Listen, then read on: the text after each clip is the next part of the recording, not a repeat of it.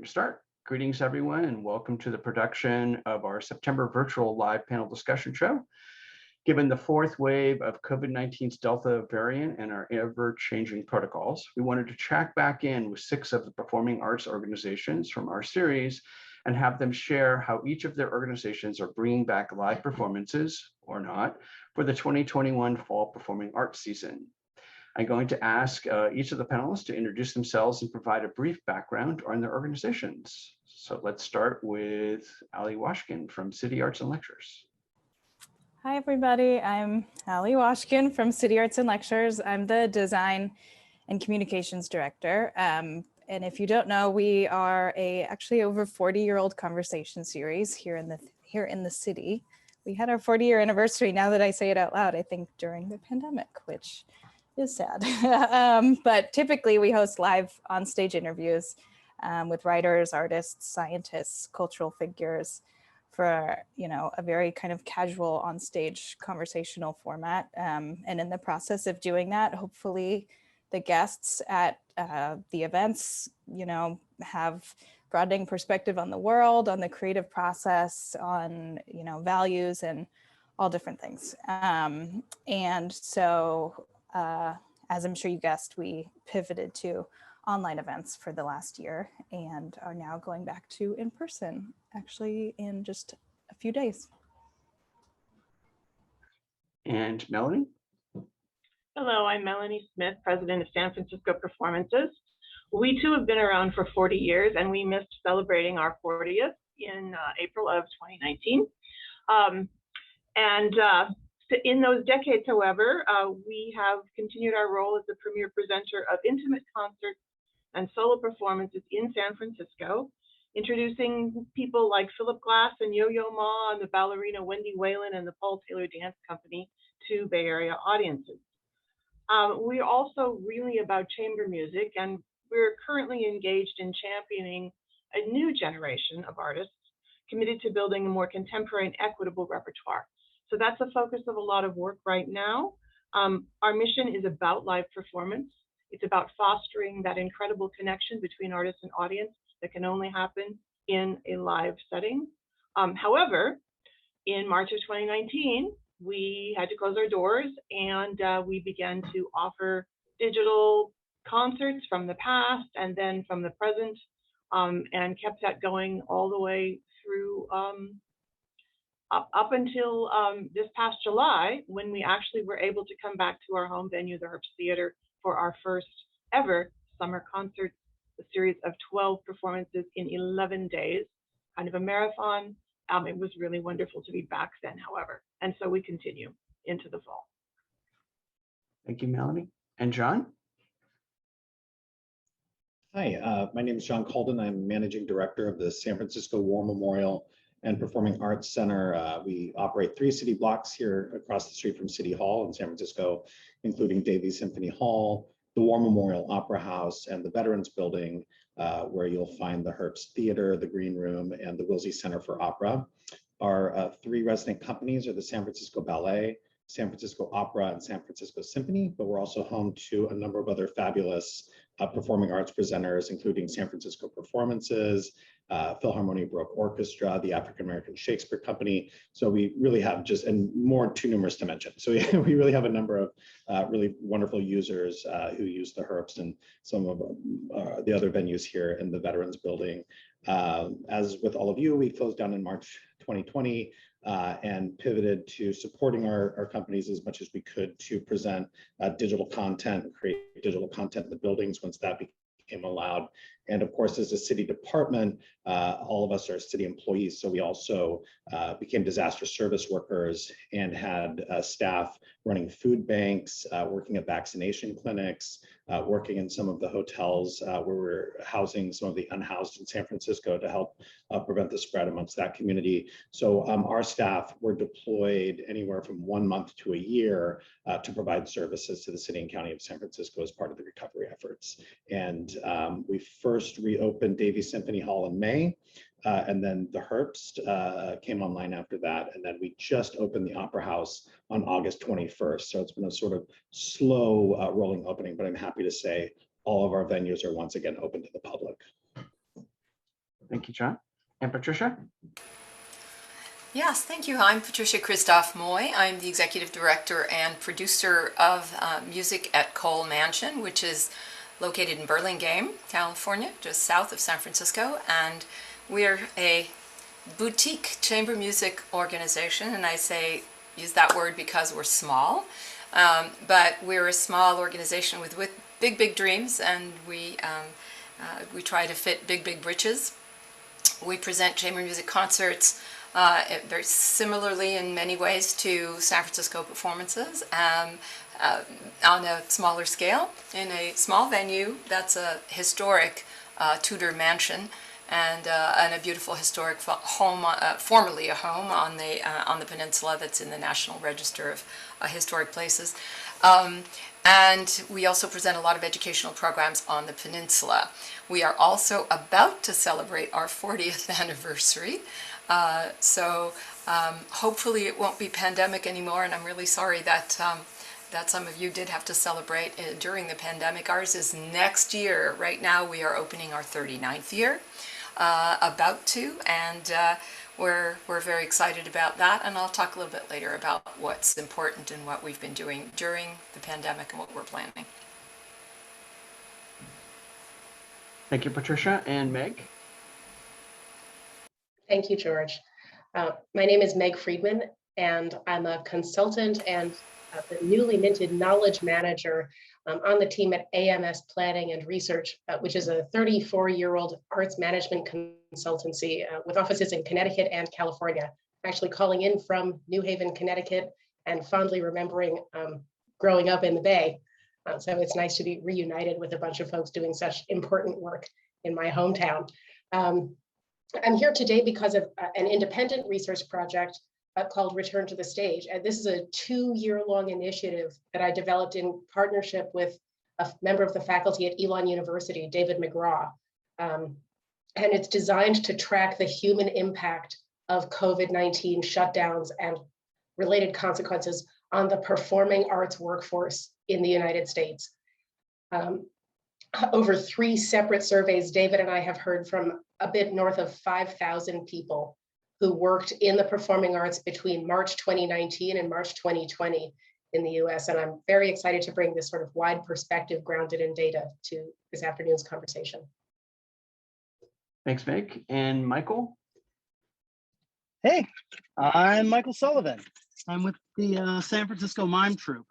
We're a collectively run, primarily political, never ever silent and always political theater company based in San Francisco.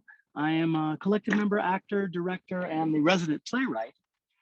And the Mime Troop is actually 62 years old. So we're getting up there.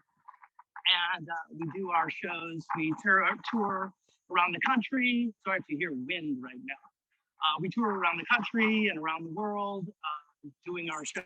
I'm going to move to my next series of questions for everyone. All of you have been on the show over this last year and a half, and would love to get each of your insights into how COVID-19's latest version, the Delta variant, and literally kind of almost the daily, weekly changing of protocols, and how it's affecting your coming back live, but also some of the lessons you learned in that as well. So I'm going to start with Melanie to talk a little bit about San Francisco performances, because you guys dove in at the beginning of the summer when we magically reopened in June. So tell us more. Well, you're absolutely right. We dove in July. We felt it was up. It was up and up and up. We had a socially distant safety protocol plan in place for about a year, because I've been continued to be optimistic. Okay, surely we can do this. Surely we can do that. All through the 2019-20 season, all through the 2021 season, and surely we could not until this past July.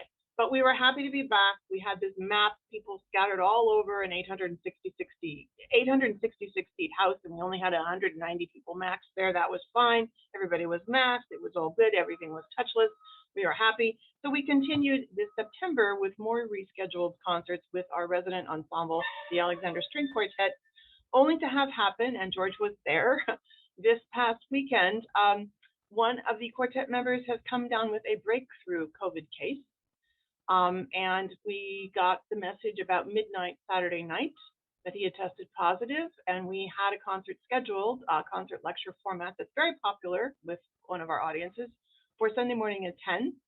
So we had to turn around and let those patrons know that Sunday morning at 10 o'clock was not happening. And my extraordinarily committed staff here made that happen magically. And we had people on site then at 10 o'clock Sunday morning, and only 10 people, audience members, actually showed up who had not heard in advance. This was after adding a new layer for the September concert of proof of vaccination check. This was a decision that our organization made, even though the current guidelines say that you don't have to do that if your audiences are under 1,000, and ours are. We decided that for everyone's health, safety, and comfort level coming back, we needed to go and implement that. So George, I know you've been part of that so far, and our staff has been involved in that. And again, we were going along thinking, okay, we can do this, we're ready, we're on it. And then this new wrinkle happened with an actual artist getting a breakthrough case over the weekend. So now those dates need to be rescheduled. Our official season opens on October 7th for the new season. We will continue all these protocols, including proof of vaccination, and just really hope that everyone continues to be safe and well. But the show goes on. And turning to you, Ali, City Arts and Lectures, you guys not only produce your own shows, but also manage the Old Norris Auditorium, now the Sidney Goldstein Theater. So how is City Arts and Lectures coming back? You guys did a wonderful job of segueing into virtual space, like everybody pretty much in the Zoom room tried to do. Thank you. Yeah, we got kind of lucky. Our programs run on a school schedule, September to June. So we announced our fall season in that little window of time before Delta seemed as concerning. It was like late June, early July, which actually worked out in our favor. When we announced it, we said, vaccinated only audience. I don't think we realized that was going to become the protocol. So we got kind of lucky with that. And in the meantime, throughout the summer, we kind of just leaned into our radio programs, audio only, the radio and podcast, which was also a new thing for us. We definitely hadn't done as many audio only events prior to the pandemic. And now that we are getting ready to open this Friday, we are feeling pretty good about it. I mean, I think for everybody, it's a new thing, but like Melanie said, we have an audience of about 150 to 300 at the most, and the theater seats 1,700, which though is sad in terms of what it used to be, I think it's actually to everybody's comfort and in favor of just everything that's going on right now. We definitely had some different higher hopes and more confidence a few weeks ago, but I think it's going to be great. I mean, we're looking forward to it, and we've done everything we can to help everybody feel comfortable in the theater. So we'll see. We've booked about maybe 10 to 12 events throughout the fall. And a couple of them haven't been selling so well. So we did shift them to radio only, but the bulk of them we're going to keep, and we're going to go forth. We aren't really renting out the theater yet. We've had a couple inquiries with longtime presenters, but one of which decided not to do an event, one of which isn't till December. So we are planning to just kind of go with it and see how it goes, and probably have some more outside presenters in the new year. But until then, we're just going to do our own events there, keep them small, and keep everybody feeling as safe as they can. And John, how has the whole complex, you guys manage multiple venues, and you're also a city facility, if you will. So how is it all coming back in your mind? Bumpy might be the word. I think, we manage, as Melanie mentioned, the San Francisco Performances is our #1 presenter in the Herbst, and they were hit really hard when we had to close last year, and have been fabulous partners in figuring out how to reopen. They've been in all of our safety conversations from the very beginning, as has City Box Office. So I think running a large performing arts center, one of the great things is the partnerships that develop. There are so many smart people who work here that we can really share information. So the ballet was putting together its safety plans, the opera, the symphony, and we're able to look at those and share information, and then work with Melanie and her team on how we could approach safely reopening in the Herbst. And there was sort of a brain trust, I think, that formed.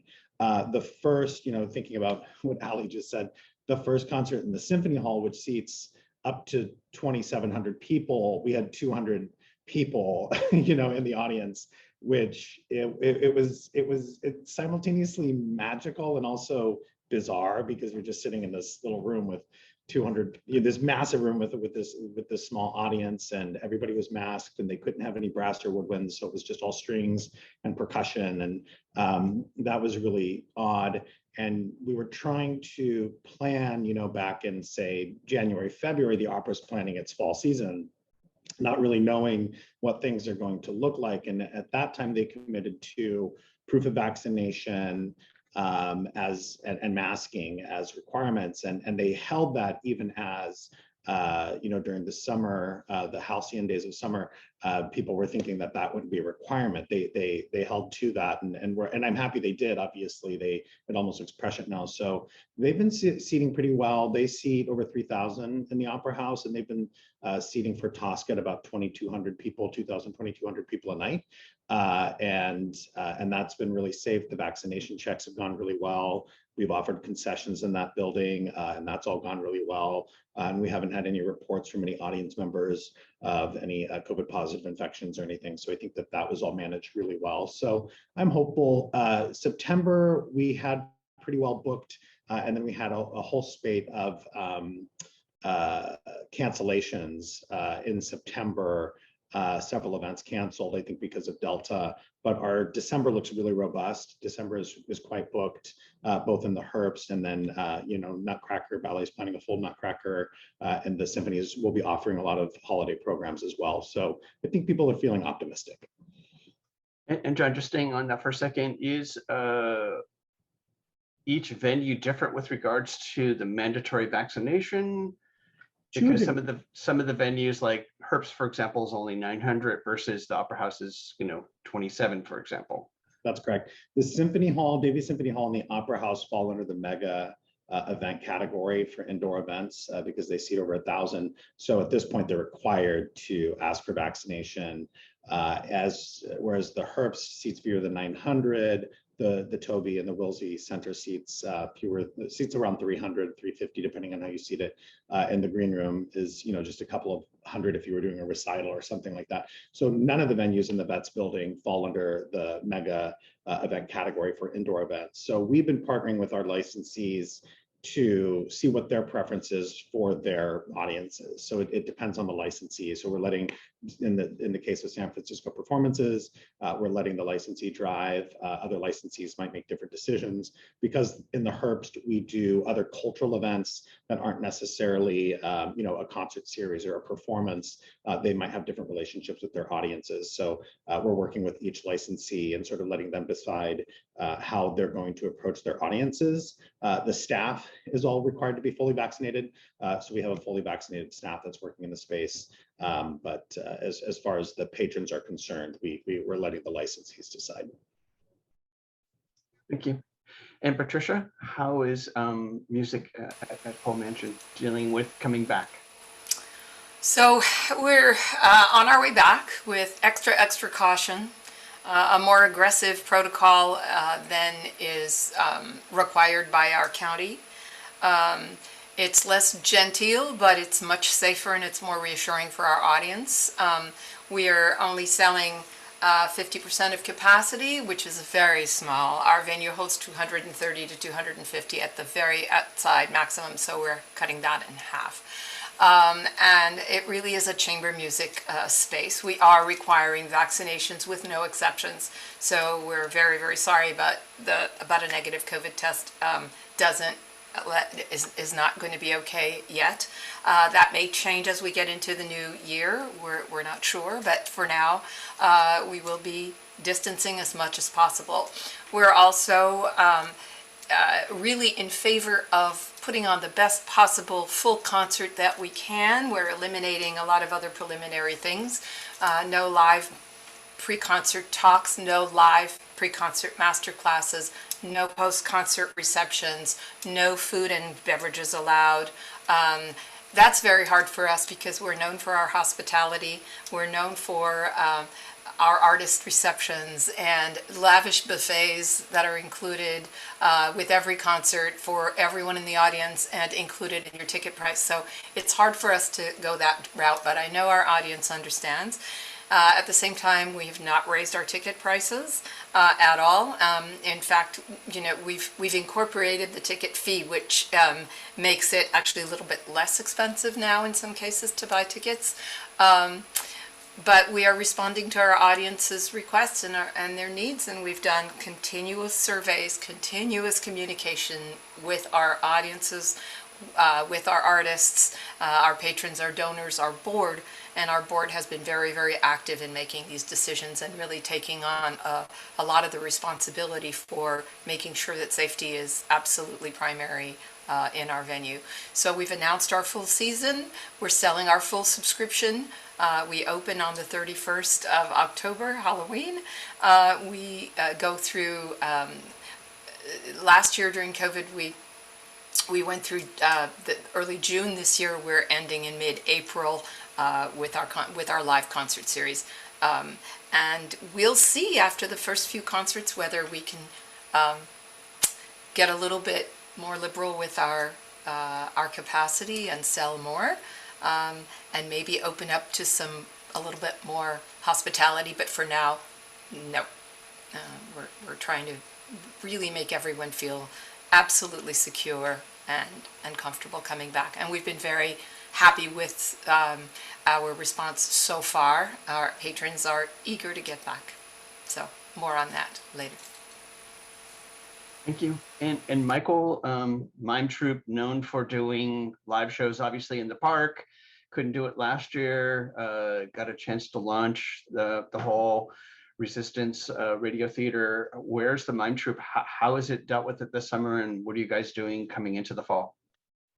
Well, as you mentioned, we did our radio series last year, Tales of the Resistance, and then we did Tales of the Resistance 2 this year. And we've really gotten into this system of doing radio plays. Even after we go back to live shows, we want to continue to do radio plays because they're so much fun. And it gives us a chance to reach an audience across the country and around the world. And touring has become quite difficult. So now we actually have a chance to reach them. And we have our Christmas show, Red Carol, which we did last year, which will happen again this year, also as a radio show and a podcast. We're looking forward to next summer and hoping that we can be back in the parks and doing live performances. But I'm not sure how much you could hear of what I was saying before, that, you know, doing outdoor shows, and we're doing them in county-owned parks. There are certain requirements in terms of how the county says whether or not people are going to be safe in those areas. You know, you don't want to have a crowd, and we don't want our audience to be infected. We want them to be separate. But we can't say, oh, well, you have to have a vaccination to come into the park, or you have to have a negative test result to come into the park. They're public parks. So rather than put our audience at risk, there might just tourists, people from Texas might show up, and infect everybody. So we're going to be focusing on, hopefully by next year, there'll be enough vaccination so that we can do some shows. But we might have to shift to indoor for next season, just so that we can have the safest possible environment for the audience. In addition to which, we're just going to keep doing radio shows. Well, and to stay on that for a second, you guys, when you launched it last year, we were able to get you onto KSFP. And then, of course, you also put it across the country. What's been the response of the audience to Tales of the Resistance? By the way, they're hilarious. It's been interesting. I mean, on the one hand, the people who come to see Mime Troop shows to see the big set and the big costume and all of that stuff, that as a theater of physical and visual comedy, suddenly doing the exact opposite and going onto radio was kind of a shock for people. And I ran into someone in Golden Gate Park yesterday who was a big Mime Troop fan and loves the Mime Troop, but hadn't listened to any of the shows, because going into the park was part of the experience. It's like with any theater company or any performing arts organization, it's part of the ritual. is going into that theater, going into that park, packing that lunch, calling all your friends, all of that ritual that people are missing that that can't be replaced by something that's purely online, purely visual. And so that's made it difficult. Like I said, we've reached a greater audience in some ways, or at least we think we have. We don't know who listens to the radio, but at the same time, I know that we've gotten less feedback than we normally would from audience members. I'm so used to doing a Mime Troop show, and after the show, going out to the audience and having people talk to me about their response and how they loved it, or what they had trouble with, or what it made them think about. We have no feedback now, unless we run into somebody and they say, "Hey, I really liked the show." But not having that is very difficult. Not only is there no applause, but just like I said, no immediate feedback from the audience about how we've affected them, which is the point of our theater. So it is a little difficult.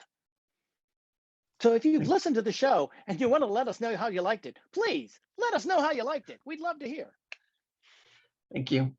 And Meg, turning to you, you've just finished the third of the 3 different surveys, and your perspective is different than most of the promoters and venues here, in that you have really focused on the folks who are working behind the stage and in front of the stage as well.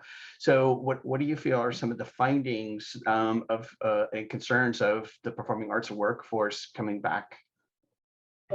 Gosh, it so strongly echoes everything that everyone on the call has already said about their priorities, bringing audiences and artists together again, or still in new ways, in new places. One of the hypotheses that we started with back in April 2020, when we said, oh my gosh, the communication networks that support this field of freelancers and tons of different types of organizations are just, communications falling apart. What we found is that the folks who gravitate to the performing arts are, in addition to being career administrators and producers and singers and so forth, they're career optimists. People are so extraordinarily determined to make it happen. One of the questions that we've asked about is how people are coping.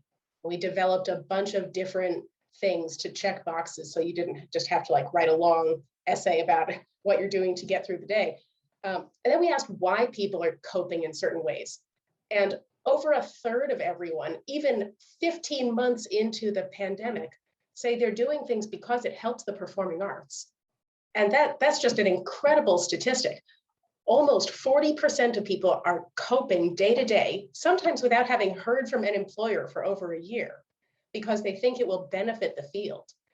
And that, I hope that for the organizations and hiring managers listening to this call, you hear that and take heart, because the word on the street is that it's kind of hard to restaff these days.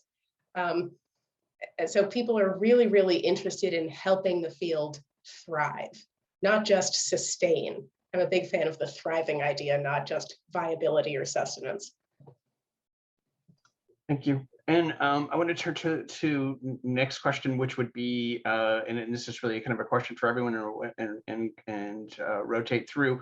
So I'm going to start with you, Ali, and that is, what do you feel has been the biggest impact of City Arts and Lectures continuing to try to keep your programming going over this last 18 plus months? Yeah, I mean, kind of, as I mentioned before, I think really keeping our radio and podcast events going has made a big impact. I mean, at the beginning when we were doing video events, I think everybody was eager for some familiarity of what they had before. So attendance was pretty high. But as ticket sales tapered off, it was just, I don't know, it didn't quite feel the same anymore. And, but I think, as Michael mentioned, what was cool about the online events and what is still cool about the podcast and radio events is we definitely are reaching new audiences. I mean, we were hearing from people who had listened on the radio, in Georgia for years, and for the first time were watching the event on their computer screen. And we've always been pretty old school in our format. We never did anything like webcast or live stream before. So that was a really cool experience. But I think, you asked for the positive, and here's the negative. I mean, as we were doing that, reaching those new audiences, also, as Michael mentioned, I think we were isolating a lot of people who did really value the magic of that in-person collective thought and gathering. So I think for us, it's really reminded us of the value of being together in the theater. And we really, I mean, we are, prior to the pandemic, we were 70%, about 70% ticket income supported. So as ticket income tapered off, it was just kind of like trying to figure out what else we can do or how we can just pare things down. And through that process, I think it really did help us learn and engage with all different facets of our audience and ways to be creative. But we're definitely looking forward to this next chapter that's coming up. And thank you. And Patricia, turning to you, because again, so much of your work was done very intimate in the Cole Mansion, and I know you have pivoted like everybody into virtual. So what do you feel has been the biggest impact of keeping music at the Cole Mansion still going? Yeah, so as you said, George, we did pivot. We did not hibernate. We didn't close for a year. We didn't decide to just roll over and play dead until things got better. We initiated a big communications program, and our motto became connect and communicate.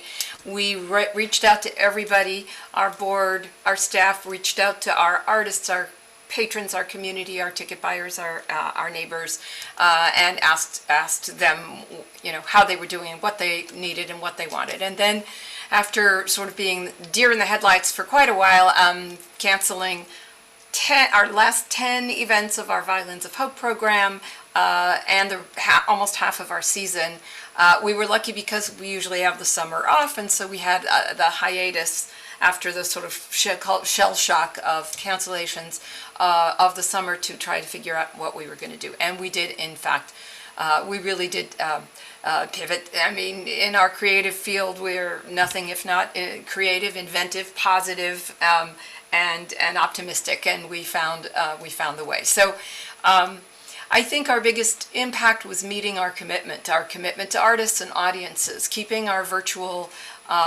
doors open, creating a really strong season of online concerts with artists from all over the world. We had artists that were supposed to be coming to us from England, from Scotland, from Belgium, from France, Germany, and all but one of our season artists for the 2021 season was able to provide us with a very, very high quality virtual concert in their home cities, in their home venues.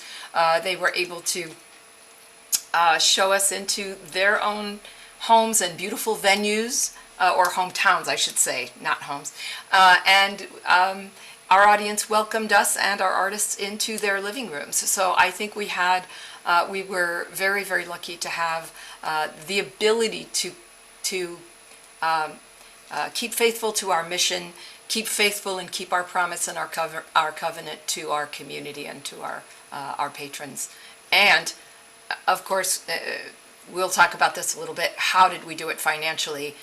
It's been quite a challenge to do it financially, and there were a lot of creative ways that all of us, I'm sure, on this panel were able to do that. And Melanie, turning to you, I know you and John worked pretty extensively in trying to, create the model last year in keeping San Francisco performances live. Could you share a little bit about, what you feel has been the impact of keeping San Francisco performances out there virtually, as well as now live? Sure, thanks. I do want to say thank you here to John and the War Memorial staff. We could not have done this without them this whole time, being able to talk, to figure it out together, to plan, to dream, to hope that we could come back together live, and we've now done that. But in those darkest days early on, it was hard to know what was possible. An important part of our mission is really to connect artists and audiences in this intimate setting, but an equally important part is really to give the artists space and support to do their best work. And I kept hearing from artists again and again how frustrated they were. They craved that audience. They needed that live audience, and we couldn't give them that connection. But we were able to work with many artists, some of whom had been scheduled on our series, some for whom we just have long-term relationships, ultimately to create a performance series online called Front Row. digital on our website for free to anyone. And I'm really proud of it. This is something we never imagined ourselves doing. We were able to put together 36 programs on that series that ran again until very recently, until through the spring, with new content, creating opportunities for artists to record work, whether it's just audio or it's video, and again, just supporting them and paying them fees in order to do this, while not monetizing it any other way. So that's interesting. So that they could do what they do best. But to a person, they are thrilled to be coming back live. So I think just keeping in that connection, keeping that hope alive with the artists themselves has been a really important part of our impact. Also then keeping the connection with our patrons. There was something for them to see, something new coming up, something to check in on, and hang on until we could get back to be face to face. And John, you've been at the kind of the center of talk about the intersection of multiple venues and multiple performing arts organizations. What do you feel has been some of the biggest impact of a facility like the San Francisco War Memorial Performing Arts Center working with performing arts organizations? Well, it's interesting because I think unlike most of the folks on this call, other than maybe Meg, we don't produce the art that is, we're not creating the art or producing or presenting the art that happens on stage. That's, Melanie and her team at San Francisco Performances are doing that, and did a fabulous job with some online content. Intermusic SF did its first ever virtual music day from the building. The San Francisco Symphony, in lieu of doing its regular gala concert, presented Throughline, which, if you didn't get a chance to see, it was beautifully filmed by Steve Condiotti.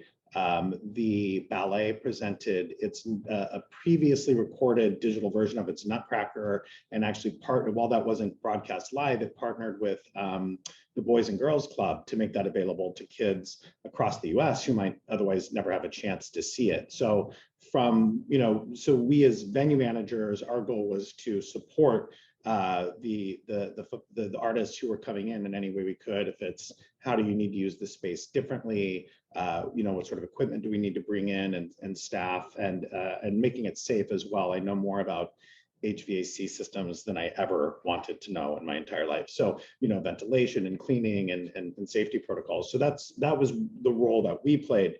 But I think as a sort of, tangential observer of it, what was amazing to me, and I cannot speak to whether or not this will work, was in those moments I was hoping, gosh, will it become possible for some of these companies to return to live performance and also have captured this wider spread digital audience, and I'm hoping that there's truth in that. I watched, I'm an avid consumer of live performance, and I think so much of what I'm hearing right now really resonates with me. I think Michael hit the nail on the head about the ritual. If I come see the Mime Troop, it's about going to the park. If I go to Cal Shakes, it's about being at the Bruins. If I go to the opera, it's about being in the opera house. There's far more to the experience than just the art. So I think I hope I'm so excited to be having all that part of it come back, and I'm hopeful that the artists on this call and any other artists in San Francisco and the country are able to also continue to maybe grow their audience beyond their walls or beyond the trees around them in the park, and maybe have a secondary audience. I guess the future will tell us if that's true, but I'm hopeful that it is. Thank you. And Michael, kind of turning back to the Mime Troop, because the theater has been you in the trees, if you will, in the past. What do you feel has been some of the impacts? And then this kind of segues into our next category, if you will, of just questions and people have been covering it, and some of the lessons that you feel that the Mime Troop is learned over this last 18 months. Well, one of the great things about us pivoting, as we did really quickly from big outdoor show to radio show, was it allowed us to employ a lot of people, that suddenly we could turn around, and there are a lot of actors who, even if we could only use them for a brief period of time, like last year we did 20 weeks, this year we did 10 weeks, but there are ex-Mime Troopers in Los Angeles and back east and all over, and working with actors we could never work with, like Francis Jew in New York, this Broadway actor, but he's a fan of the Mime Troop. And I could call him up and go, Francis, do you want to do a show with us this year? You're not doing anything else. And he was like, as a matter of fact, I would love to. It was so wonderful to have that chance to work with him and mime troopers who have been too busy, like Rotimi Babiaka and Lisa Hori Garcia, who moved away. So it gave us a chance to, even though everybody was recording in their home, it still gave us a chance to have enough of a virtual community and include Bay Area actors and national actors that we hadn't had a chance to work with before. And it was really important for us in an election year, and it's such an important election year, which we've all managed to survive. Ramifications of it and ripples we're still dealing with, but it was really important for the Mime Troop to have things to say during that year, all of those protests that were happening last year, to make sure that people that were isolated in their homes or isolated in their communities around the country could feel still part of a general activist community. People that we would normally be able to bring a show to, but we couldn't. To be able to say, you're not alone in this. And it's not just the news, it's more than that. And so being part of that community was super important. Being able to employ ourselves and others, even though we made almost no money last year because of that.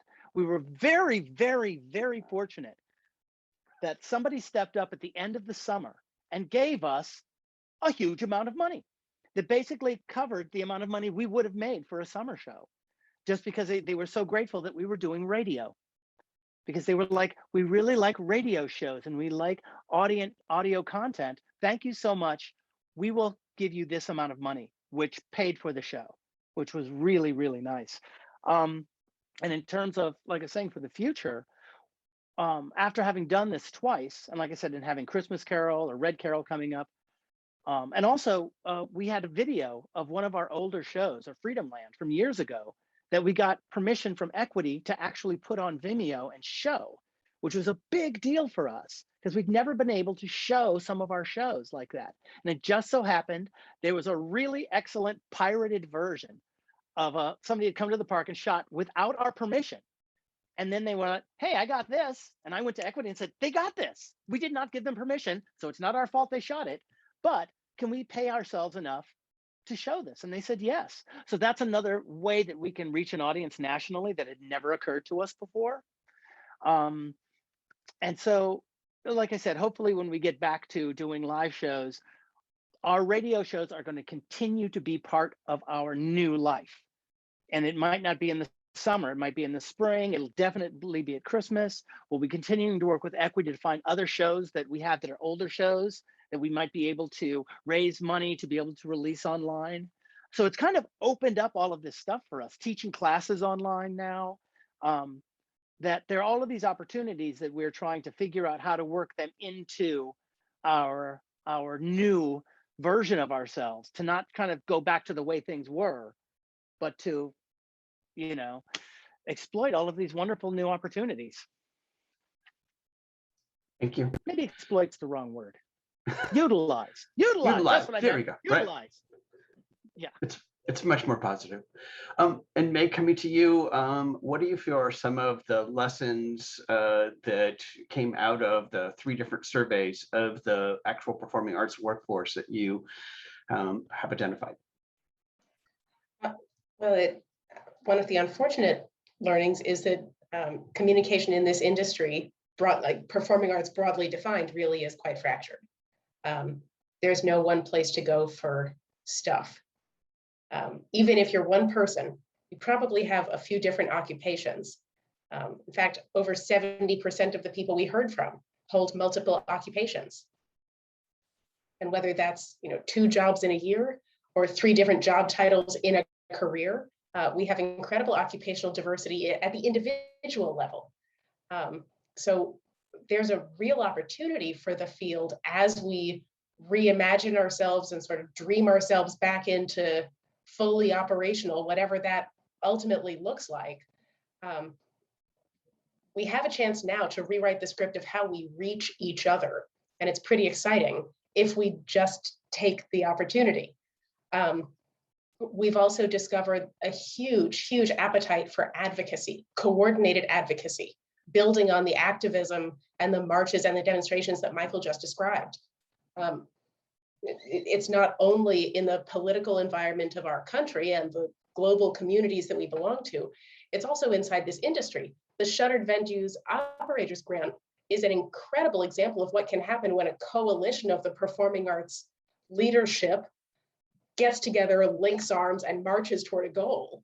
And boy, wouldn't it be something if we wound up doing that again about policies that benefit the performing arts workforce and make it more stable and more resourced to continue being a freelance workforce that moves from organization to organization and moves from city to city and keeps this incredible cultural industry thriving.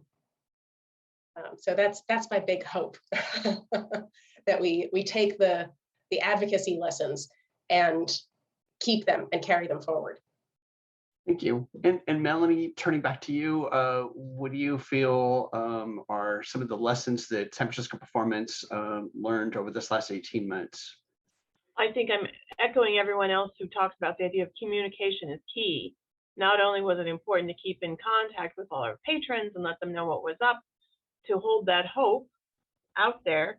And we adopted a policy that was a little controversial. It was a policy of rolling cancellations, because ever optimistic, we kept thinking, we have this plan in place. Maybe we'll have an opportunity to utilize the safety plan, get started on a modest way, move forward. So we didn't just cancel things carte blanche. And I think that actually was really important psychologically for our team, which all stayed together. Nobody was laid off, even though we were working remotely. And also, I think for our audience to know that we were there, that we were in this, that we were going to keep trying to bring us back together. So I would say that ongoing communication, both to the patrons, but also with the artists themselves, was really, really important. And they knew and they believed that we would make good on our commitments for the performances that had been canceled, that we would bring them forward into the future, as we're doing now. There's a ton of them to come in the next couple of years, but we're committed to doing that. And they know it, they feel it, and they know that we've kept the faith and kept in touch with them. That's really just been the key to all of it. Keeping in touch, hearing people, keeping in touch, letting them know that we're there, letting them know that we believe we can move forward, not just saying, well, this isn't going to work, so let's just stop. That probably was the biggest lesson learned as we evolved. And perhaps it was naive in some ways to say, we can keep doing this, we can keep doing this. But I think ultimately it was to everyone's benefit to keep going, keep trying. And the majority of our patrons held on to their tickets throughout this time, almost 18 months. Majority of them held on to their tickets. They're using that credit now. In some cases, they've donated those tickets back. But the percentage of refunds that we've experienced is minimal, absolutely minimal, because we've kept the faith and kept it going. Thank you. And Patricia, what are some of the lessons that you guys learned at Music at Cole? Quite a few. If I may, George, I want to take just 1 second to commend the War Memorial and John on finally taking this time to upgrade the seats in the Opera House. I've been sitting in those seats for 45 years, and I went to hear Tosca, and I've never been so comfortable in my whole life. It's fabulous. I'm so happy to hear that. Thank you so much for that. Thank you. So, so at Music at Coleman Mansion, we really grew up during COVID. We learned to trust ourselves. In this new virtual realm, we learned that it was okay to fail sometimes, to experiment, not always to get it perfectly right. And that's really hard. It's hard to get comfortable with that when you've prided yourself in reaching for perfection, in perfect polish, in being at the highest possible level of performance and everything else, production and all of the rest of it, printed material and everything that we do visually. So it was really a lesson in humility for us. But we traveled through all of the trials and tortures of initiation, like in the Magic Flute, fire and water and silence and all the rest of that. And but we came out of it on top. We came out of it, we passed the test. We're getting back on the horse. We hope that the horse isn't going to throw us. We became content creators during this time. We learned how to operate in ways that we never could before. Invented new ways to deliver our music to our musicians to our audiences, and The other thing that happened during COVID that became a major issue for all of us, I think, is Black Lives Matter happened in the middle of this. And it gave us all an opportunity to have those conversations and to listen to a lot of conversations and to participate in ways that if we had all been busy with our seasons and in the usual craziness of our daily schedules, we might not have had a chance to do. And so at Music at Cole, we've done we have done a great deal to listen, to discuss, to talk about justice and equity in the arts, social justice in the arts, and our Arts Commission in San Mateo County started an arts and social justice project as well. So they gathered a lot of us together to talk, and we've done a lot of planning, and we're very excited about what the future holds in the area of equity in classical music and social justice for music. So we are daring to do things that we didn't dare before. We've gotten more adventurous, more daring in this, especially those of us in classical chamber music with a often conservative audience. We think this is the moment that we can introduce some new ideas and some new art and some new thinking to our field. Thank you. And Ali, what do you feel are some of the lessons that City Arts and Lectures has taken away over this last 18 months? I mean, I have to second what everybody has said already. Communication has been a really big thing, especially as we get ready to reopen, trying to figure out where even to get the information on how to do it. And as Meg said, it is very hard to find all that in one place. And I know my colleague has been on these calls, I think every other week, with venues around the country where she's just been able to gather information about what other people are doing and how they're doing it. I mean, shout outs to City Box Office too, and to the War Memorial and everybody else who's done events ahead of us to help us know what to do. I think it's really taught us to be flexible.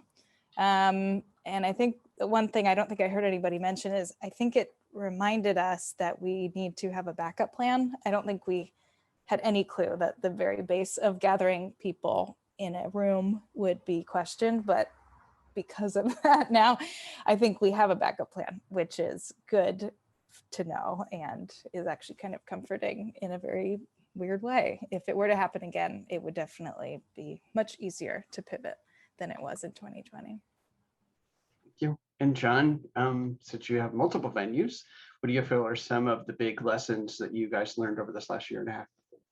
Collaboration. I mean, just collaboration is key. And I know that, in performing arts, it's the most collaborative art form because you're taking so many different forms of art and putting them together. I mean, opera being a great example of that. Every form of art is present within that. But even within that, it's very easy for folks to sort of just be doing their thing and moving forward. And I found even at the outset of this, the level of collaboration between the War Memorial, the Opera, Ballet, and Symphony, which, we were obviously all interacting all the time, but sometimes to different ends, right? Because the three companies are working towards what they need, and we're worried about the buildings. And so even at the beginning, having this really common problem, that we were all trying to solve, brought us together in a different way. And then there was a multiple venue groups that were created, and I found myself working alongside other large venue operators like the Ballpark and the Chase Center, hotels that put on conferences, Broadway SF, which is now ATG, obviously SF Performances, Philharmonic Baroque, just in conversation with so many different people and having this sort of common, just so clearly defined common issue, and the sharing of information, I think has been really fantastic. I've been getting phone calls and emails from other large venue operators around the country, just saying, hey, how's San Francisco doing it? How are you managing your vaccination checks? How are you dealing with masking and food and beverage and all of those sorts of things? And I think what has become clear is, I feel stupid saying this because it's so obvious, which is we always have a common problem, but somehow it took this global pandemic to make it clear that, hey, we're all trying to do the same thing, why aren't we sharing information more readily? And so I'm really hoping that the sort of networks and relationships that have built between the War Memorial and other venues, both here in the city and across the country, that we continue to just really freely share information and really freely ask for advice and input, which is, I think, something that prior to the pandemic happened a little less often than it could have. And Michael, what do you feel have been some of the big lessons that the Mime Troop has learned over this last year and a half? It mainly has to do with flexibility, look, knowing that as long as we were really clear on what our mission was, which was our job is to interpret the political and social dynamic that's going on and do our particular working class analysis and present it to the audience. And if we can't do it here, we'll do it here. And if we can't do it in live, we'll do it online. And if we can't do it online, we'll try to figure out how to get a video out there. But it helped us rewrite our mission statement, and also to find people to work with. For a long time, the Mime Troop has been very, before I was with the troop, I was like, that's a cult. It's not. But we go through different periods where we work with other theater companies and other organizations, but we've always been very, kind of standoffish in a way, kind of like we're doing our thing, and if you're there, great. But this has really helped us be able to reach out and start looking at co-productions. We have a co-production coming up, which we hadn't done a co-production with a theater company in San Francisco for like 30 years. And so we have one starting right, in a few weeks. Because it's an opportunity for us, as other people have said, to remind us that we are not competitors. That's one of the things. I've been doing this meeting of artistic directors, even though I'm not an artistic director, I'm a member of a collective, of getting together and seeing the community as a community that should always be there for each other to share sets and lights and costumes and email lists and all of this stuff. And it's helped remind the Mime Troop members that is part of our mission, has to also be bringing people together, not just politically and economically, but socially and in the community of artists, that we are a resource for everyone else also. And that's been a big part of what we've kind of gotten out of this horrible and dramatic circumstance. Thank you. And I'm going to turn to, we have some questions from our audience. Our first question is, to what extent have you been able to access or obtain financial support from government relief funds for arts organizations? Who would like to dive into that one? Patricia? Well, I'm happy to start.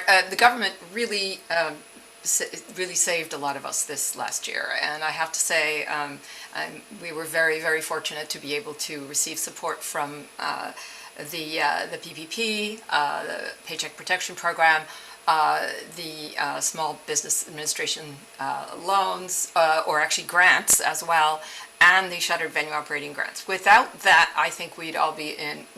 Our organization would be in big trouble, and I'm sure my colleagues will corroborate this. It has never been easy for a chamber music organization to obtain government funding for classical chamber music, and we were extraordinarily gratified to be able to receive this support to keep us alive and to keep us going and to allow us to start a new season fresh in a good position. Not that we didn't lose money. We lost 80+% of our ticket revenues. We lost quite a bit in our donations, but thank goodness for the government. Thank you. And Melanie? Yes, we too were the beneficiaries of 2 payroll protection loans, which, as it turns out, one has already been forgiven, and we're in the process of getting the second forgiven. This is a significant amount of money that really did protect us for many, many months. In addition to that, we had some extraordinary additional funding from the National Endowment for the Arts and from the California Arts Council, which all of it combined helped tremendously. So I think that the government support for our organization, given our budget size, was fairly significant, and we are very grateful. And Michael? Yes, the same thing. The money from the federal government gave us a bridge to be able to get to our first radio plays, because we were just, that's the summer, and that was just when everything was shutting down. And we were like, we don't know what we're going to do. We have no income. How are we going to make it to the middle of summer when money hopefully will start coming in? And so that was essential. If we hadn't gotten that money, those two for both years, those two grants, we would have not been able to do the shows. So it was definitely a make or break investment of our tax dollars in ourselves. Nicely stated. And Allie, how about you guys? Yeah, I know the PPP loan that we got last year definitely helped us get through the year majorly. We got one or two others, and I think the biggest challenge with all of that has been the fact that we don't have a development department, as imagine a lot of you guys don't either. We're so small that it was our directors doing the application and navigating all of that complicated paperwork nightmare, which new skills acquired, I think, through all of that. But that was definitely, couldn't have done it without those. George, may I add one thing here, just to say that while we were saved by the government, so many of us, it was a one-time opportunity that allows us to continue. And as I think Michael said, it was a bridge. So we're really counting on our community to come through for us now as we try to bring everybody back and keep the field alive. So please, donate, volunteer, make a gift, tell your friends, come to the shows, please support, because we were lucky to have that bridge. But it's not going to happen every year. So. Thank you. And Meg, from your research, what about government funding to help the workforce itself? Obviously, there was unemployment, but so many of our theater performing arts workers are independent contractors. Gosh, candidly, I'm not a skilled enough navigator of public policy to make an assertion in public. I have strong personal opinions about the policy interventions that might be appropriate, beneficial, and perhaps decades overdue. But I would offer that to ping off a clear theme in this conversation, if in the 90s, the stuff arts administrators and board members heard is you measure what matters, then the stuff I hope we hear in the next decade is communication is care. So communicating to not just your patrons or your vendors or your partners, but the workforce. Write people back, reach out to people. I know everyone on the call is already doing this. When I hear anecdotally about performing arts workers who are trying to go back to work and they've applied for 9 jobs and they haven't heard back from 7 of them, that worries me a lot, because it conveys to these folks who are not hearing back that they're not cared for. So that's, if I had to make the bumper sticker about what the next several years are going to be, it's that communication is care and in fact currency. And if we follow that, then we'll be able to effect change that lands in the government realm, lands in the private sector realm, that benefits performing arts workers in a big way. Thank you. And Michael asked if anyone has any predictions of when we think we'll get back to normal. So this is John. I'll jump in. I don't know if I have predictions. I mean, I think normal's changing a bit, right? Isn't getting your vaccination card checked now normal? That's normal, I guess. At least in San Francisco. I saw another one jump up, which is we've had absolutely no pushback to maybe I'm jumping ahead questions here and going to try to combine the two, but we've had no pushback to requiring proof of vaccination and at our venues in San Francisco, nor to masking. People are even respectful, and in the Opera House, where we allow beverages in the auditorium, of taking a sip and putting their mask back on. You have every show you have one person who you have to threaten with kicking out because they they don't want to, wear their mask. And you have one person who sees 2,000 people wearing masks and says, not enough people are wearing masks. So you you have the extremes there. But I think in some ways there is somewhat of a new normal that is going to be with us for a while, which will be a very heightened awareness of health and safety in general. I know we spent a lot of money and a lot of time upgrading our HVAC systems and getting those to be compliant with CDC guidelines. Obviously, all the vaccination, we have hand sanitizer stations out, just checking all of that stuff. And so when are things going to be back to normal? This kind of is normal. When our audience is going to be back to pre-COVID audience levels, which is I think maybe what normal means. We'll see what happens with the Delta based on what we're seeing for our bookings. And again, this isn't predictive, but December looks really good. December for us right now looks like a normal level of pre-COVID booking. So if that's, a lot, what we've all learned is a lot can happen between September and December. The Opera House was the first venue in the United States to be forced to close due to COVID. We had a 2 p.m. matinee of a ballet performance of A Midsummer Night's Dream on Saturday, March 7, 2020. And that was the first thing in the United States canceled. So I was shocked and I still am a bit. So certainly anything can happen between September and December, but we're seeing sort of a steady rate of increase in bookings. And for us, at least, December looks like a normal pre-COVID month. Well, and following up, it was Amy's question on, have the panelists gotten any pushback on masking or vaccine mandates in theaters? So I guess would be Melanie, because Patricia and Ali still haven't come back into live production and Michael was doing it virtual. So Melanie, from your perspective? No pushback whatsoever. In fact, the more obstacles we seem to have thrown at our patrons, just because that's the way it is, the more they understand. I talked to colleagues around the country, and I, in fact, went to my first live in-person conference a few weeks ago for the first time in 2 years. And I was just struck by what an enlightened bubble we live in here, truly. If you talk to concert presenters in Arizona, not to mention Texas or Florida or anywhere like that, they're up against things, or even in pockets of Northern California, county by county, they're up against things I don't know that we could handle. They're up against people protesting outside, people who've never bought a ticket, protesting outside about mask or vaccine mandates. So no, here we are very fortunate to be in the community where we are so proactive, so careful, so cautious, so smart. And we're really very grateful for that. Thank you. And Eric, you had a question? Yeah, so my question is, given, I understand where Ali was coming from, where she was saying, being in the pandemic, people have realized like, that, everybody's missing the live performances now. And because we've been, locked away for a year.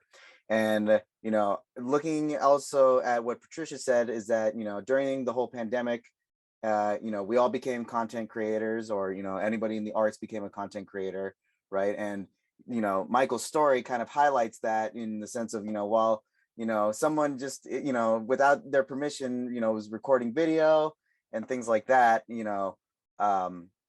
even without their permission, they saw the value in that. So my question is, and I would like to get John's opinion on it, is, has this pandemic kind of made you guys kind of look into future-proofing, some of your venues, or future-proofing, some of your performances where, maybe, hey, you guys, like, we can't, have, a whole team of people, but, maybe just enough to, record or to live stream our, performances to, name a streaming platform, YouTube, Twitch, Facebook, whatever it is. Has this whole pandemic kind of now shifted your guys' focus of, like, how do we future-proof our art form so that in that way, if something like this happens again, right, we're not left in the dark, or, even then, we'll record every performance, and then that way, we have content on the back burner to, to show people, or to, to post. So then that way, people can still consume our content. I love this term future proofing. I'm stealing that. I'm going to use it a lot. So I'll start there. I guess, as a venue manager, again, I'll answer it a little different. Because we don't present the art, it's not really ours to document, nor to retain, nor to allow someone to use in the future. So I think in terms of which works of art can be documented for future sharing, that's really something that the presenting companies would have to decide on. And I imagine in relation to the actual artists, artists need to consent to whether or not their work is created. Some artists really are not about that. I mean, the Midsummer Night's Dream that the ballet put on was Balanchine choreography. And if you know anything about the Balanchine Society, they don't even allow you to record it for archival purposes. You are not allowed to record it. And the ballet in 6 days, right at the outset of pandemic, and they did this before, and this is actually related to your question, by the way, sorry, it's not just an anecdote. They were actually able to, so we closed down on March 7th, the Opera House did, and that was the ballet production. And the city didn't actually go into shelter in place till Monday, March 16th. The ballet had a week-long run of A Midsummer Night's Dream, which was their big moneymaker for the spring. And they were able to coordinate not just with the Balanchine Society, but with all of their unions to be able to create a recording of that performance the following weekend, which was 2 days before we went into shelter in place, so that they could offer that online, right? Which was an incredible feat to do that quickly, and they were able to meet the obligations for their ticket purchasers by doing that. But and I use that anecdote to illustrate all of the things that stand in the way of future proofing, right? So you have the owner of whatever art has been created. Obviously, with a lot of classical music, it's already under public domain. But if you're doing a play or something like that, somebody owns the art. You have the artist on stage who have rights to that. You have unions that you have to interact with. So it's not as simple as future proofing. Even right now, so as venue managers, one thing we are planning to do is to upgrade our video and sound recording capabilities so that we can offer that to the artists who are using our venue, so that should they want to do that and choose to do that, that we can actually do that for them better, which is going to require significant investment in equipment. But really, there's a lot of navigating, and we're certainly advocating for it. For us as a venue manager, one of the challenges specifically is with the stagehand union, the IATSE union, who they're really great. They're a great local partner. We really love working with IATSE Local 16, and they've been a fantastic partner through this whole pandemic. At the same time, the structure of video fees with a lot of the unions, and I would say this is true of IATSE, is sort of an outdated model. It's really harkening back to the day when you could make money off video. So, back in the 80s, the 90s, you could record something, make a DVD or a VHS. It's an analog thing. You sell it, you make money on it. I mean, anybody who follows music knows you don't make money off CDs anymore.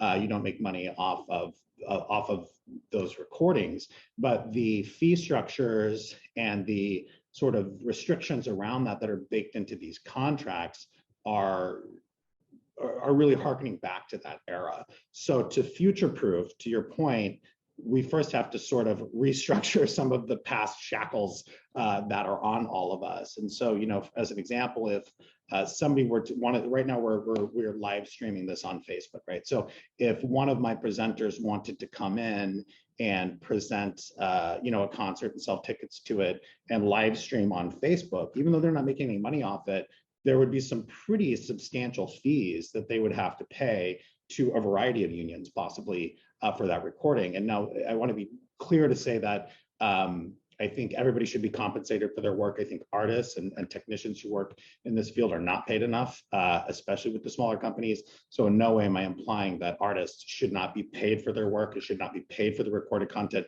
nor the people who are working for it. Or working on those productions. Absolutely, they should all be compensated. But I will say that I think that the structures of how that work and where the unions are still sort of thinking money is made is not really where money is made anymore. And so there are a lot of restrictions and fees that crop up when you're trying to do, Eric, exactly what you asked about, which is how do you future-proof by documenting your content now so that you can present in the future possibly, or even not even future-proof. How do we today-proof? Because today people might want to. One of the conversations we're having is people are concerned about COVID, right? And we're asking people who are experiencing symptoms to not come, right? If you're feeling like you might have a COVID symptom, please stay home. So one of the conversations we're having with licensees is, okay, can they sell a ticket that allows them to come see the performance, but then if they're feeling a symptom, or if they just don't feel safe that night sitting with 500 other people or whatever it is, can we stream that in a way so that they can enjoy the performance without coming to the venue? Okay, well, if we do that, what is that? I mean, how does the union view that? Are we now like creating a recorded content and I have to pay all the stagehands twice and I have to, you know what I mean? So even for, not even just for future proofing, for today proofing, what we're seeing is that the way audiences, I think, are going to attend these performances, there might be digital attendance that comes with your physical attendance ticket. They might be tied together, but the relationships between how venues work, how the unions work, and how the artists and producers are paid. And again, for anybody listening to this, they should absolutely be paid for their work. I'm a big advocate for that, but it's outdated already. And that's for today, and even more so for the future. So I think there's a really big conversation that needs to take place between the unions that are representing the artists and the technicians, between venues and between presenters, and figure out how do we really revise the entire model to make sense for today, wherein streaming doesn't make as much money as analog, and analog is gone, and people have expectations about what they can access digitally. It's just, we're already in a completely different paradigm, and I don't think that anybody's caught up yet. I hope that answered your question. I'm not sure if it did. No, it good. definitely does. Not only that, but I mean, again, especially with how the way that just content is consumed now, you can definitely see that shift, and I'm kind of curious to get Michael's opinion on it, in the sense of like, I remember putting together the podcast with San Francisco Mime Troop. You can, to quote Michael, you can't buy bread with a like. So I'm kind of curious as also to kind of get his perspective as well, as to like how can, because again, I understand that where you're coming from, but also I feel like a lot of people are saying like, well, I don't want my art form to die, and so by having a recording or by being able to live stream it, so that way it lives forever in the digital space, is a way to preserve it, then by all means, assalamu alaikum, do as you do, let's go for it, right? So, but Michael, I'm kind of curious to get your 2 cents on it, in the sense of, because you're doing performances out in the park, and while I mean, again, you can't really stop people from just pulling their phone out and recording the whole thing, is that something that, again, being a performer, is that something that you guys would value, in the sense of like, hey, not to say that you would get a team, but like if somebody was just able enough to record it and then just hey, no fee, nothing, just here you go, and Yeah, no. Because there are a bunch of different reasons. Like there was someone who for years we didn't know that she was coming to our shows and recording them. She was at the back and she was recording the shows, and she said, we were like, what are you doing? And she said, well, I'm recording these because I have a party later, and then all these friends come over and we all watch the video. And without going into the union things, and I was like, so those people aren't coming to the show and giving us money. They're not making a donation. They're not buying a ticket. So the more that happens, the more likely we are to die soon. So as far as the theater companies, it's just a life or death thing. If you have no income because somebody is filming your stuff and showing it for free, you will die. And then those people who are filming it helped kill you. And they think that they're being helpful, but they're actually, stabbing you in the back. Little do they know. The other thing, like John was saying about the unions, sometimes people think, oh, well, the unions are stopping you from doing this or that. The unions are there to protect their membership, and so the idea of filming a show, like using equity actors, and we are union performers at the Mime Troop. If we want to video a show, we have to just pay everybody. if we pay everybody in the show an extra 2 weeks, we can then video the show. We can put it online every week that we put it online for somebody to watch. We just have to pay everybody for that week. The bar to all of this isn't the union. The bar, like with pretty much all arts, is money. If the Mime Troop just had money, if I could hurry up and win the lottery, then we would just video every one of our shows every year. Everybody would get paid. We would release it on Vimeo for the world to see. It's really a matter of making sure that we have enough money so that we are not taking advantage of our actors. Those rules are in place, not for necessarily theaters like the Mime Troop, which are collectively run, but those rules are there to protect the artists from the producers.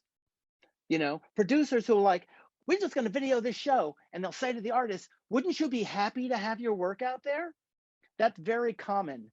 You know, whether you're a sculptor or a painter or a musician, shouldn't you just be living on the fact that people appreciate your art? And if I could take that and give that appreciation to my landlord, or go to the store and empty my pockets of appreciation and get meatloaf or something, that would be worth it. But unfortunately, they stopped taking appreciation at the Haight Street Market. So we have to pay them with money, which means we need that. And so the unions are there to protect us. The unions are living in the past, as John said. There is no union. Like all these theater companies that wanted to put their stuff online, it turned out there was no union to cover that.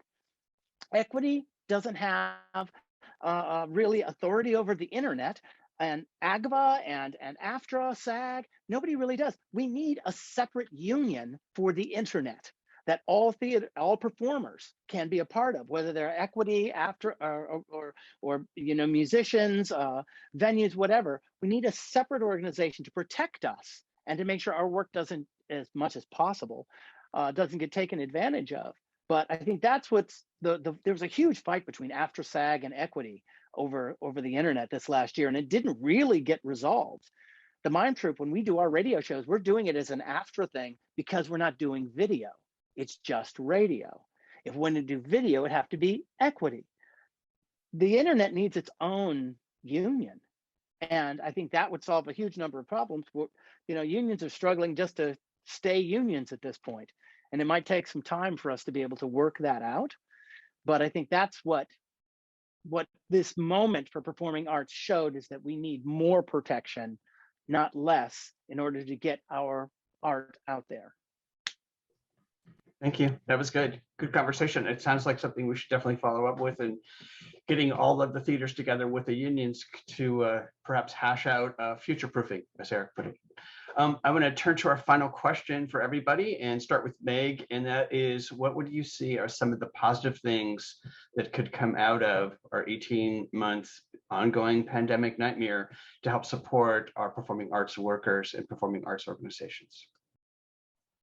I'm just going to go back to my saw, that we're a bunch of career optimists, and that we've adopted, we've used our excess capacity in time, intelligence, creativity, an interest in writing letters and making phone calls and tweeting tweets, to form an incredible coalition if we just keep it going.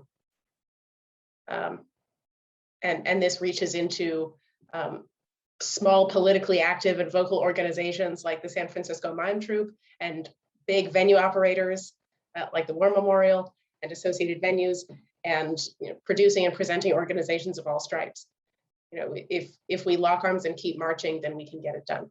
And I would like to think that we're not so siloed in our disciplines and our cities and our particular challenges related to union relationships or other partner relationships, that we can't remain united.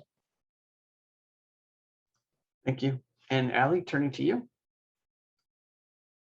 I think maybe I already mentioned it before, but I really think for us, it's just a reminder of the vitality of gathering together and just that experience of it, and really valuing it. If the audience is small, if the audience is big, I mean, just the little bit of hubbub in the lobby and people clutching the book of the writer with other people who have just read the writer, and it just kind of the magic of that. And I think keeping it as our main, I mean, it's always been our main focus, but I think it's really reminded us of the importance of that.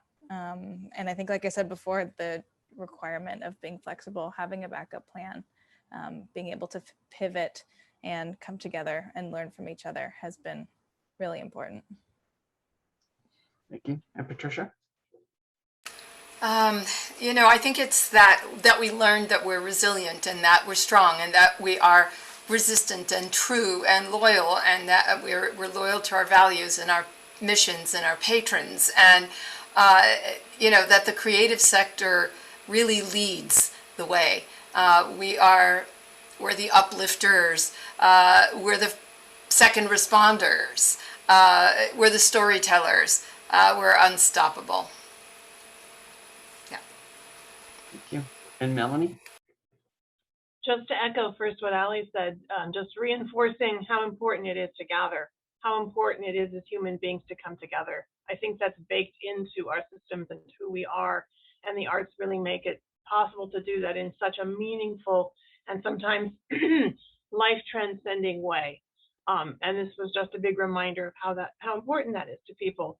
But also, I think for our organization, I'm echoing something Patricia mentioned earlier. This shutting down of being able to do those live performances did give us time to pause and reflect on our relevance in this time. And I'm speaking particularly about classical music because we have a lot of things we need to come to terms with in our field. So we had this moment to really stop and think about what makes us relevant today, or how we might be more relevant today, how we might better reflect the diversity of our culture, of our community, in the art that we're putting on stage, in the voices that we're hearing. And I know it's been pretty transformative for San Francisco Performances to take a moment and look at this and to really begin to demonstrate, not just talk about, some of the ways that we need to broaden the field and to change the field moving forward. Thank you. And Michael? Well, I think mainly the thing is that for all of us, remembering that the performing arts is kind of like the town square that everyone comes to better understand their humanity, whether it's through music or dance or performance, to interpret the world as it is and as they want it to be and how they want to see themselves. And I think that's why so many people missed the live performances. So many people didn't want to just go online and see things because they wanted that town square experience, you know, to look at people seated all around you and know you're all having the same experience. You are of a like mind, not identical, but a like mind. These people all chose to be here at this moment to see this thing is so much more powerful sometimes than whatever's happening on stage. It's the community that is created. And I think that that's something that I think we all learned again, you know, however much we were trying to say, we're going to put this online and we're going to do this, we're going to do that, is that missing part was the community. And trying to find a way to recreate that is going to be the ongoing challenge as we continue through this and future pandemics, to give the audience that thing that they want the most, which is to be part of something bigger than themselves. Great description. And John, finishing with you, what do you feel are some of the big things that you would like to come out of the pandemic? Well, you know, it's the lesson. My life is a story of lessons I have to learn over and over again. And I think, you know, when in 2018, when in San Francisco, we passed Prop E, which sort of reestablished in part the relationship between hotel taxes and city arts funding, that passed with 75% of the vote, which is massive.